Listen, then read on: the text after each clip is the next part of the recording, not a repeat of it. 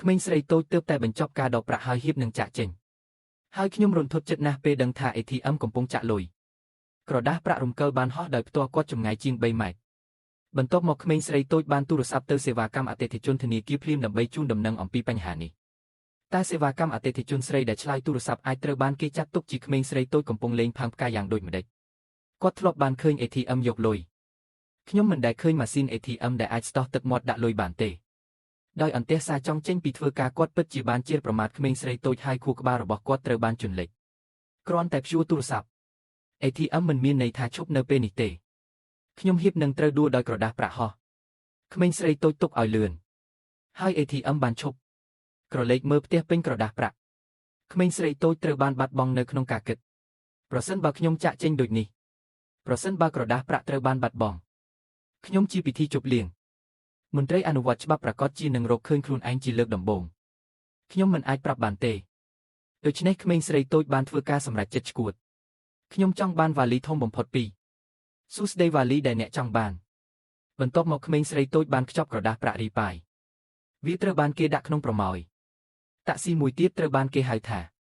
គាត់បានទៅទីស្នាក់ការកណ្ដាលធនាគារដោយមិននិយាយអ្វីខ្ញុំមានគម្រោងប្រគល់ប្រាក់ទៅធនាគារវិញដោយមិននឹកស្មានដល់ខ្ញុំបានចូលទៅក្នុងសេវាកម្មអតិថិជនស្រីដែលមានការអន្ទះសារចង់ទៅការបរិច្ឆេទគាត់ចាត់ទុកក្មេងស្រីតូចជាអតិថិជនដែលចង់ដកប្រាក់ឥឡូវឈប់ធ្វើការហើយសូមឲ្យក្មេងស្រីតូចត្រឡប់មកវិញនៅថ្ងៃស្អែកខ្ញុំនៅទីនេះដើម្បីផ្ញើប្រាក់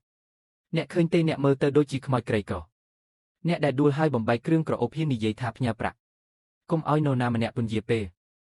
ខ្ញុំនឹងជំរុញអ្នកម្ដងទៀតនៅថ្ងៃស្អែកអ្នកអាចទុកប្រាក់3យន់2សេវាកម្មអតិថិជនស្រីក្រអឺតក្រទុំបានរុញក្មេងស្រីតូចនោះចេញហើយហៀបនឹងចាក់ចេញប៉ុន្តែភ្លាមនោះខ្ញុំបានឮក្មេងស្រីតូចស្នើសុំសំណងពីម៉ាស៊ីន ATM ហើយគាត់ឈប់ខ្ញុំបានដឹងថាវាជាបណ្ដឹងប្រឆាំងនឹងអតិថិជនរបស់ខ្ញុំ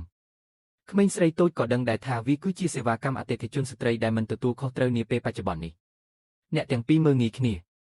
ក្មេងស្រីតូចបានចង្អុលទៅវ៉ាលីហើយបានប្រាប់សេវាកម្មអតិថិជនស្រីថាម៉ាស៊ីន ATM មិនដំណើរការបានហៀចេញ10លានយន់ប៉ុន្តែសេវាកម្មអតិថិជនស្ត្រីមិនជឿទេចង្អុលនៅច្រមុះរបស់ក្មេងស្រីតូចហើយធ្វើឲ្យអាម៉ាស់មុខប្រសិនបើ10លានបរិះក្រីក្រដូចគាត់នឹងរត់ចោលលុយរបស់គាត់ជាយូរមកហើយអតិថិជនស្រីដែលមិនសមហេតុផលមិនជឿថាក្មេងស្រីតូចចង់បើកវ៉ាលីហើយឲ្យគាត់មើលឃើញថ្ងៃដោយខ្លួនឯងហើយបន្ទាប់មកវាំងសង់ដែលជាអ្នកគ្រប់គ្រងធនាគារបានមកសេវាកម្មអតិថិជនស្ត្រីភ័យខ្លាចថាអ្នកគ្រប់គ្រងនឹងដឹងថានាងកំពុងលេងល្បិចលើអតិថិជនធ្វើឲ្យក្មេងស្រីតូចដែលទើបតែមកពីប្រទេសហើយគ្មានកន្លែងរស់នៅខ្ញុំចង់ជូតម៉ាស៊ីនត្រជាក់មួយចាននៅក្នុងធនាគាររបស់ពួកគេគាត់ដេញតាមក្មេងស្រីតូចទៅឆ្ងាយអ្នកគ្រប់គ្រងបានប្រាប់គាត់ឲ្យដោះស្រាយវាយ៉ាងឆាប់រហ័សកុំធ្វើឲ្យខូចរូបភាពធនាគារ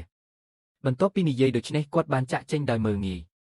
បន្ទាប់មកក្មេងស្រីតូចក៏បើកវ៉ាលីជាលទ្ធផលសេវាកម្មអតិថិជនជាស្ត្រីបានទូរស័ព្ទទៅសន្តិសុខដោយមិនបានមើលហើយបានស្នើសុំឲ្យប្រពន្ធដេញក្មេងស្រីតូចដែលមានបញ្ហាទៅឆ្ងាយ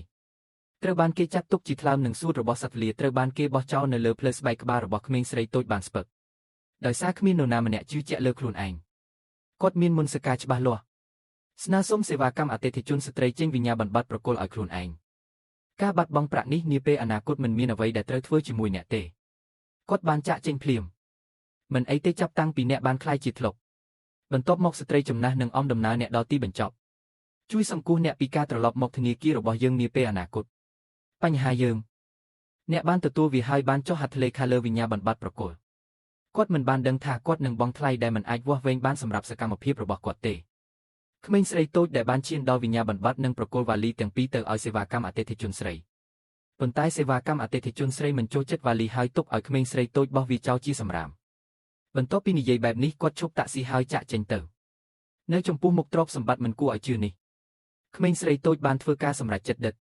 សេវាកម្មអតិថិជនជាស្ត្រីដែលបានទៅការបរិច្ឆេទក្រោយមកគឺស្លៀកពាក់តុបតែងមុខប៉ុន្តែភ្លាមនោះបានហេតុការរំខានព័ត៌មានហិរញ្ញវត្ថុបន្ទាន់ម៉ាស៊ីន ATM មួយនៅធនាគាររបស់ពួកគេមានដំណើរការខុសប្រក្រតីលទ្ធផលនៃការដកសាច់ប្រាក់មួយចំនួនធំការប៉ាន់ស្មានដំបូងនៃការខូចខាតគឺខ្ពស់រហូតដល់10លាន